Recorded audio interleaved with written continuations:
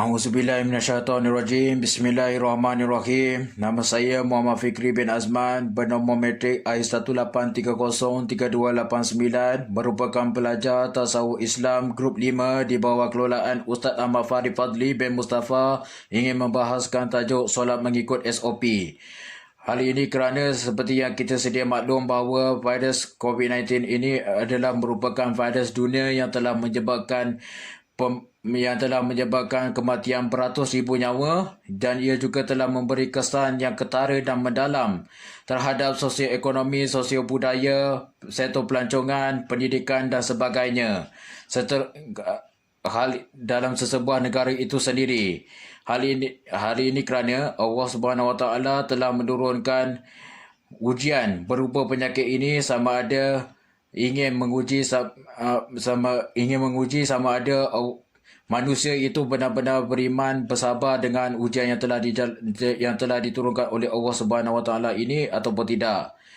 Jadi untuk memutuskan rantaian ini, para pemerintah khususnya di negara Malaysia, pemerintahnya adalah Yang di-Pertuan Agong telah memperkenankan standard of procedure di mana rakyat Malaysia perlu patuhi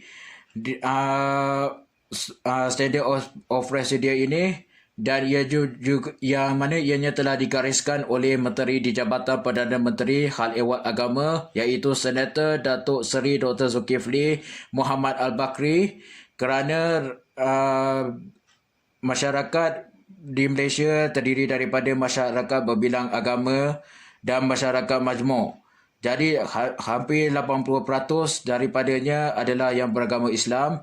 Jadi secara tidak langsung ianya ada kaitan dengan ibadat dan solat.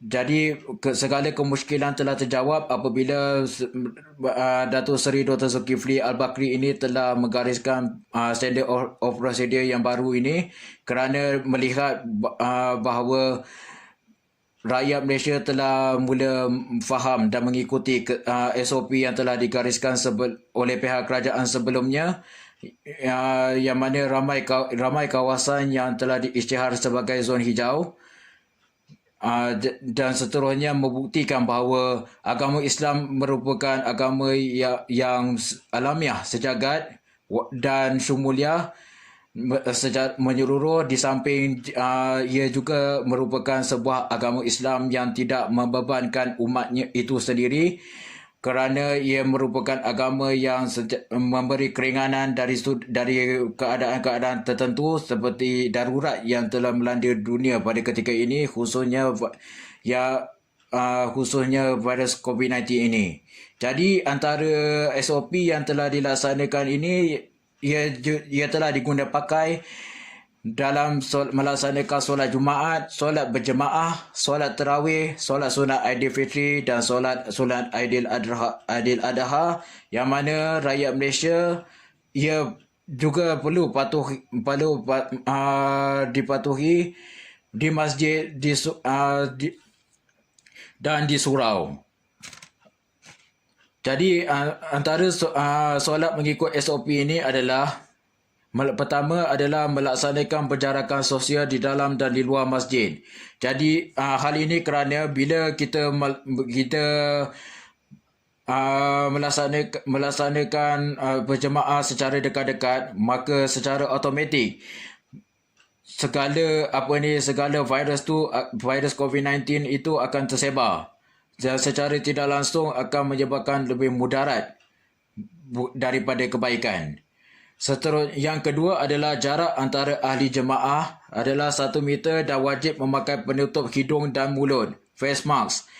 Kerana jarak ini adalah yang paling sesuai, kerana bila kita jarakkan antara kita dengan orang lain sejauh 1 meter, ianya secara tidak langsung akan memutuskan rantaian COVID-19, rantaian virus itu sendiri, dan kita juga perlu memakai face mask untuk membendung gejala virus ini daripada menjadi lebih parah lagi. Yang ketiga adalah cara masuk dan keluar masjid mesti mengikut giliran dengan beratur serta menjaga jarak. Seperti mana yang kita ketahui bahawa kalau keluar masuk dalam masjid secara berpusu-pusu, ianya meningkatkan lagi statistik kes virus COVID-19 ini dan secara tidak langsung kluster baru akan tersebar. Yang keempat, jemaah yang menghidap penyakit kronik, warga emas berumur 70 tahun ke atas dan kanak-kanak di bawah umur 15 tahun tidak dibenarkan hadir berjemaah di masjid. Hal ini kerana kedua golongan ini iaitu warga emas dan kanak-kanak berpotensi untuk menghidapi penyakit virus COVID-19 ini kerana sistem tahap imunisasi diorang dan kadar metabolisme dua golongan ini adalah lemah. Yang kelima adalah semua jemaah yang hadir ke dalam mengambil wuduk di rumah dan membawa sejadah masing-masing ke masjid. Hal ini kerana bila seseorang itu telah melangkah masuk ke masjid, sejadah yang telah dihamparkan di dalam masjid itu kita tidak tahu sama ada telah dihinggapi oleh virus COVID-19 ataupun tidak. Jadi sebagai langkah berjaga-jaga dan berhati-hati, maka kita perlu mengambil wuduk dan mengambil inisiatif sendiri dengan membawa sejadah di dalam masjid itu. Yang keenam adalah jemaah hendaklah terus bersurai dalam keadaan tenang, iaitu jangan berebut-rebut untuk keluar. Terus pergi ke tempat kediaman masing-masing. Yang ketujuh, tidak dibenarkan berkumpul di dalam atau luar masjid setelah selesai solat. Hal ini kerana bila kita berkumpul dan di dalam atau sama ada melakukan perhimpunan, melakukan perarakan dan sebagainya yang memerlukan ramai orang, kemudian secara berapat-rapat, maka ianya membawa kepada potensi virus itu virus COVID-19 itu lebih cepat tersebar daripada yang sedia ada. Seterusnya meningkatkan statistik kes COVID-19 itu sendiri. Yang ke-8 adalah jika pihak masjid itu hendak mengambil langkah berjaga-jaga dalam memutuskan rantaian COVID-19 ini, maka selain daripada solat, pihak masjid dan surau juga perlu mengadakan kaunter di pintu masuk yang dihadkan bilangannya bagi memeriksa suhu badan, sanitasi tangan serta rekod kehadiran jemaah. Hal ini juga merupakan sebagai bukti bahawa jemaah yang perlu masuk ke dalam masjid untuk solat mengikut standard of procedure ni perlu mendaftar di kaunter dan seterusnya bagi memeriksa suhu badan, dan kalau lebih daripada 37.5 para jemaah itu perlu disarankan untuk pulang dan solat saja di rumah, sanitasi tangan dan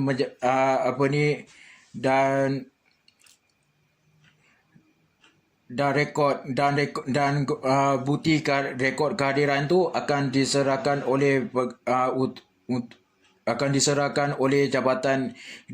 kepada Jabatan Agama Islam sesebuah negeri itu untuk tujuan kemasukan data seperti yang telah digariskan oleh Dr.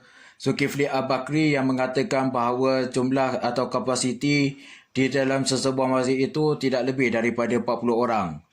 Yang kesembilan adalah melakukan sanitasi ruang solat dan kawasan sekitarnya termasuk tandas dan ruang wuduk sebelum dan selepas solat. Jadi sebagaimana yang kita ketahui bahawa virus COVID-19 ini adalah merupakan virus yang berbahaya. Jadi kita tidak tahu sama ada virus itu dapat merupakan virus yang dapat